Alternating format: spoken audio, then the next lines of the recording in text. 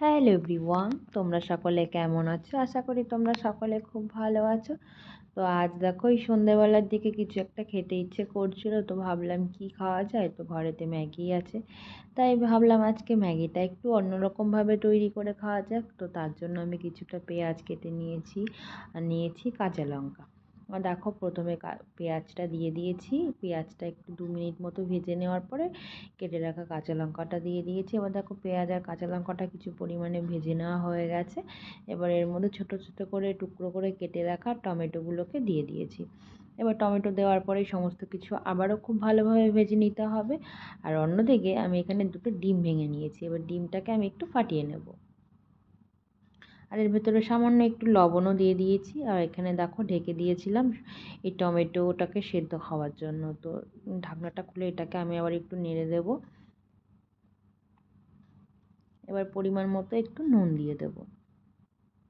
নুনটা তোমরা যে যেরকম খেতে পছন্দ করো সেই স্বাদ অনুসারে তোমরা দিতে পারো। তো দেখো মশলাটা প্রায় কষিয়ে নেওয়া হয়ে গেছে। আর এখানে হ্যাঁ, আজকে 2 মিনিটেই ম্যাগিটা হয়ে যেত, কিন্তু মনে হলো যে আজকে একটু অন্যরকমভাবেই না ম্যাগিটা খাওয়া যাক। তো এবার যে ডিম, হলুদ গুঁড়ো দিয়ে দেব।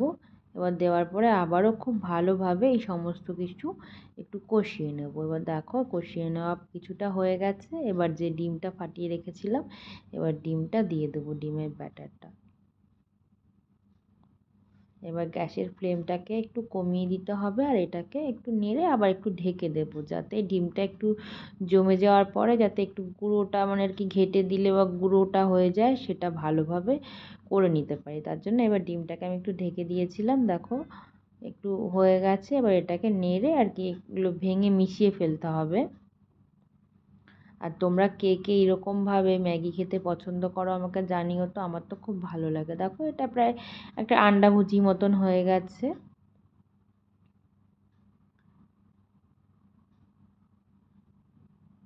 তো এবার এর ভেতরে আমি একটু 1 বাটি মতন জল দিয়ে দেবো। আবার তোমরা ভাবতে পারো যে এর ভেতরে জলটা দেওয়ার কি দরকার ছিল, ডিমটা ভেজে তুলে রাখলেই হতো।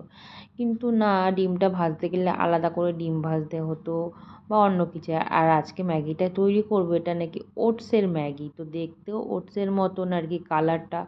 এটা কিছুই না, মানে আর কি বলবো, জাস্ট কালার দেওয়া আছে এর ভেতরে, এছাড়া আর কিছুই না। যে কারণ ম্যাগিটা রান্নার পরে দেখলাম এর কালারটা কিছুই নেই, যেমন নর্মাল ম্যাগি সেই রকম কালারই হয়ে গেছে। তো পরে বুঝলাম যে এটা কিছুই না।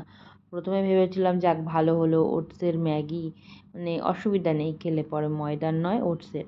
তো এখন দেখছি সেটা ময়দারই হয়েছে, কারণ কালারটা লাস্টের দিকে চলেই যাবে। তো এইরকমভাবে ঢেকে ঢেকে এটাকে রান্না করতে হবে। দেখো ম্যাগিগুলো ভালোই সেদ্ধ হয়ে গেছে।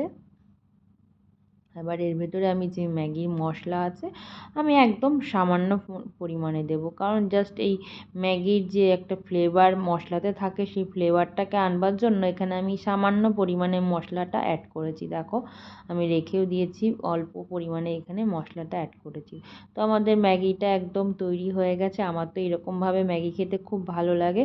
তোমাদের কার কার পছন্দ হয় অবশ্যই জানিও। আর ভিডিওটা কেমন লেগেছে তোমরা অবশ্যই জানিও। তো আজকের মতো টাটা।